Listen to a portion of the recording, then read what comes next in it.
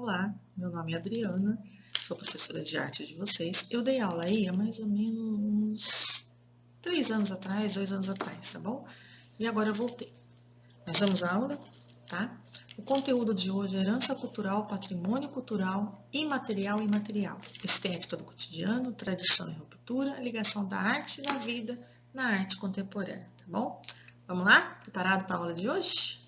Espero que sim, hein? Qual que é a habilidade que será trabalhada? Relacionar as práticas artísticas às diferentes dimensões da vida social, política, história, econômica, estética e ética, tá bom? Essa é a habilidade que corresponde àquele conteúdo. Bom, vamos dar início ao texto, né? Vamos lá. Nós vamos começar por herança cultural, tá bom?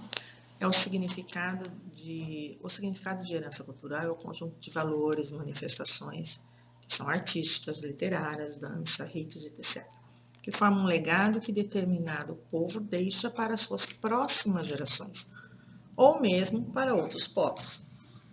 Um exemplo claro de herança cultural é a língua portuguesa, que os colonizadores portugueses deixaram para os brasileiros.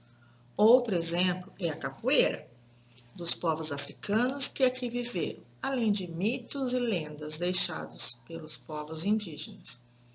Qual a importância da herança cultural?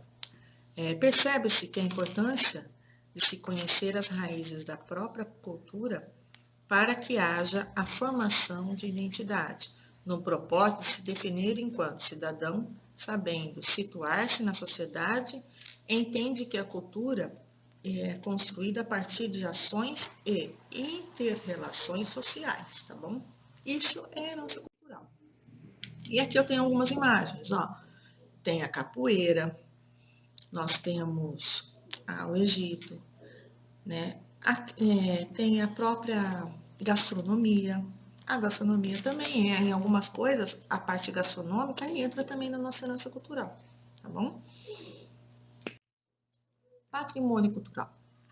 Segundo o Instituto do Patrimônio Histórico e Artístico Nacional, que é IPHAN, o patrimônio cultural é um povo e é formado pelo conjunto dos saberes, fazeres, expressões, práticas e seus produtos, que remetem à história, à memória e à identidade do povo. O patrimônio cultural pode ser classificado pela sua natureza, que pode ser considerado de 2 jeitos, tá bom? Que é o material e o imaterial, tá bom? Vamos lá. Primeiro nós vamos começar com o patrimônio imaterial. Já é o patrimônio imaterial, por sua vez, é definido pela Unesco, tá bom? Como as práticas, representações, expressões, conhecimentos e técnicas, com os instrumentos, objetos, artefatos e lugares culturais que lhes são associados, que as comunidades ou grupo, em alguns casos, os indivíduos reconhecem como parte integrante do seu patrimônio cultural, né? Aí eu tenho algumas imagens, ó, eu tenho frevo, eu tenho a capoeira, até yoga. Você viu que, ó, até a parte da comida, em alguns casos também entram, tá bom? Porque em algumas comidas, por exemplo, já estão esquecidas de acordo com o tempo, né? Então eles não têm mais eles não seguem mais as mesmas coisas, né?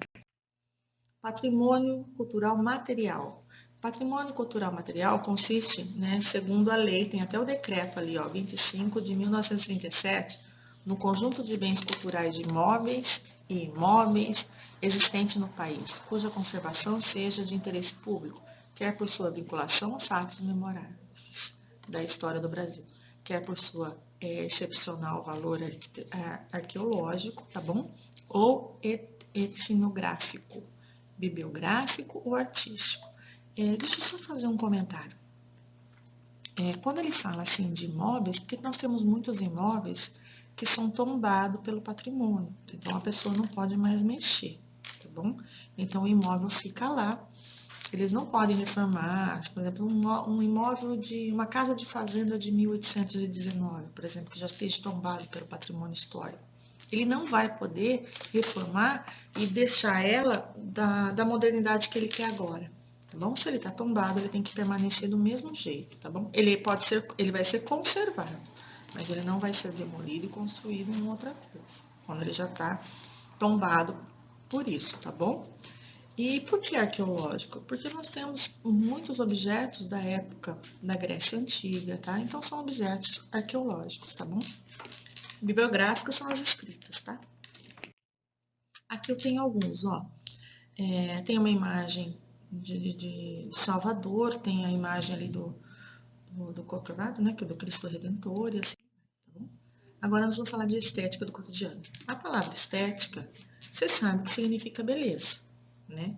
Então, estética é beleza. Cotidiano é de acordo com o tempo, com o dia. Então, vamos lá. A estética do cotidiano fala da visão estética trazida de casa, no âmbito familiar e perceber a exploração como essa microestética está relacionada ao modo como cada indivíduo se organiza enquanto sujeito e como poderia contribuir para estreitar o vínculo entre a escola e as diversas culturas que habitam no espaço, tá bom? Então, quando a gente fala estética do cotidiano, a gente está falando da beleza do dia a dia. Veja bem, beleza, eu não estou falando de padrão, tá bom? Porque eu vou mostrar uma imagem agora seguinte e aí eu vou explicar para vocês. Olha aqui. Tá?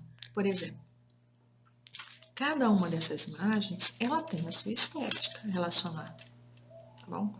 Apesar de ser umas mais antigas, outras mais modernas, mas ela tem a beleza, tá bom? Por isso que a gente fala que é a estética do cotidiano. Quando, por exemplo, se você olhar aquela imagem ali em azul, ela é linda, né? Ela reflete a chuva. Olha a beleza que eu tenho naquela imagem, tá bom?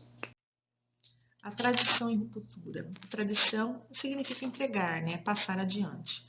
E é a continuidade ou permanência de uma doutrina, visão de mundo, costumes, valores, de um grupo social ou escola de pensamento. O nível de etnografia, nossa, enrolei aqui, sim. A tradição revela um conjunto de costumes, comportamentos, memórias, rumores, crenças, lendas, músicas, práticas, doutrinas e leis. Costumes que são trazidos de pessoas de uma comunidade, sendo que os elementos passam a fazer parte da cultura, tá bom? Então, tradição é uma coisa antiga. Ruptura é quando rasga, quando quebra, quando muda, tá bom?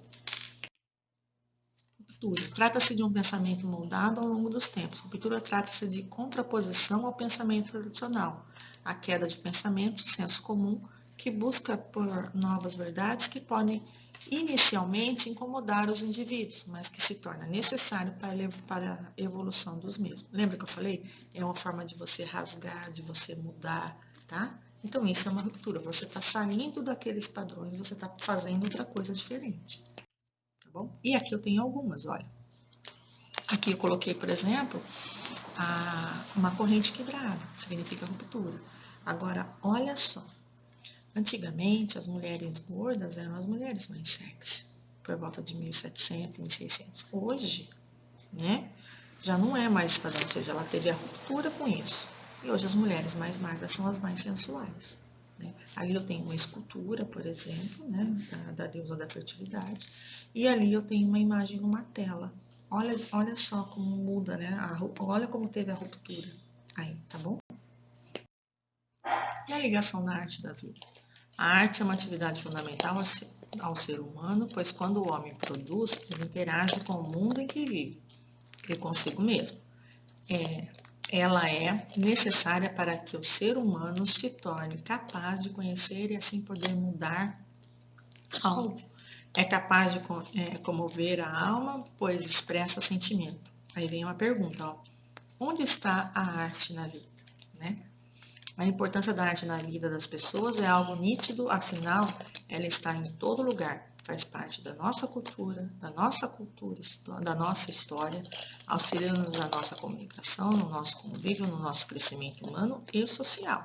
O artista coloca suas emoções na obra. Aí nós temos algumas imagens, ó, tá bom? Onde o artista colocou a sua emoção na hora de fazer, tá bom?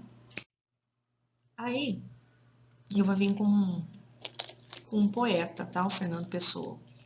A arte baseia-se na vida, porém não como matéria, mas como forma, sendo a arte um produto direto do pensamento, ou seja, ele está direto no pensamento. É do pensamento que se serve como matéria, a forma vai buscá-la a vida. A obra de arte é um pensamento tornando vida um desejo realizado de si mesmo. Como realizado, tem que usar a forma de vida, que é essencialmente a realização, como é realizado em si mesmo. Tem que tirar de si a matéria em que realiza. Fernando Pessoa, tá bom? Ele nasceu em 13 de janeiro de 1888 e veio a falecer em 30 de novembro de 1935, tudo bem? Agora nós vamos falar da arte contemporânea, tá bom? Vamos lá. A arte é uma atividade fundamental ao ser humano, pois quando o homem produz, ele interage com o mundo em que vive consigo mesmo.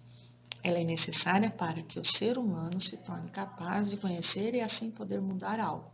É capaz de comover a alma, pois expressa sentimentos, tem a função de estimular o pensamento humano e de fazer pensar sobre o mundo em que se está inserido e sobre a própria forma de vida.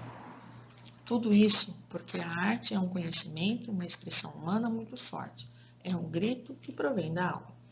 Através da arte podemos criar e recriar tudo, dar um novo sentido à nossa existência, retratar o presente da nossa própria maneira para que este colabore com a história na qual cada um fez-se presente, deixando assim marcas da nossa época, o nosso hoje e a nossa contemporaneidade, tá bom? Artistas contemporâneos trabalham conforme sua vontade e necessidade, pois nos dias atuais tudo pode ser considerado arte. Portanto, o que está em jogo é a criatividade de cada um, pois o que temos é um leque de formas materiais para se trabalhar. Basta vermos com um olhar artístico e como um imenso desejo de criar e inovar. O que temos que ter em mente é o objetivo que queremos atingir, pois o que mais temos são caminhos a percorrer. E isso varia de acordo com cada artista, e o que vale é o pensamento e não a técnica, tá bom? Aí eu tenho uma obra de Lydia Clark, Jackson Pollock e Tarsila do Amaral. Bom, agora vem, né, o que vocês vão entregar para mim, tá? Por isso que está escrito nesse slide, ó, como será feita a entrega. Vocês vão colocar numa folha o nome da escola, a data e a série, tá bom? Porque tem primeiro A e tem primeiro B, né?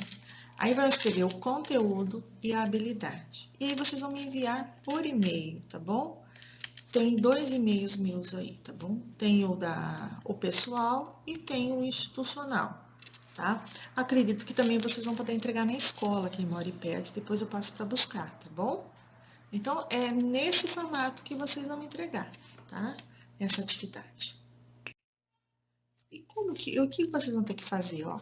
Vocês vão ter que fazer um mapa mental, tá bom? Por escrito. Deixa eu só pegar uma caneta para eu poder marcar. Vamos lá. No meio, eu não quero amarelo não, vou pegar em vermelho. No meio, vocês vão colocar, aqui no meio, vocês vão escrever isso daqui, ó, herança cultural. Tudo bem? E aí depois vocês vão colocar, que nem aqui, patrimônio imaterial. E o que é? Patrimônio imaterial, o que é? Estética do cotidiano. Então, cada quadradinho vai vir um resuminho daquilo que foi explicado. Aí você pode virar para mim e falar assim, professor, eu não quero fazer um mapa mental. Posso fazer um infograma? Pode. O modelo está aqui, ó. Tem que nada mais é parecido com o mapa mental. Só vai mudar o desenho, na verdade. Mas você vai escrever no centro a mesma coisa, herança cultural, e vai fazer a mesma coisa. Tudo bem? Aí vocês vão fazer e vão me entregar, tá bom? Essa atividade, tá bom? Por hoje é só. Espero que vocês tenham gostado da aula e, ó, um grande beijo para vocês e até a próxima, tá bom? Tchau, queridos.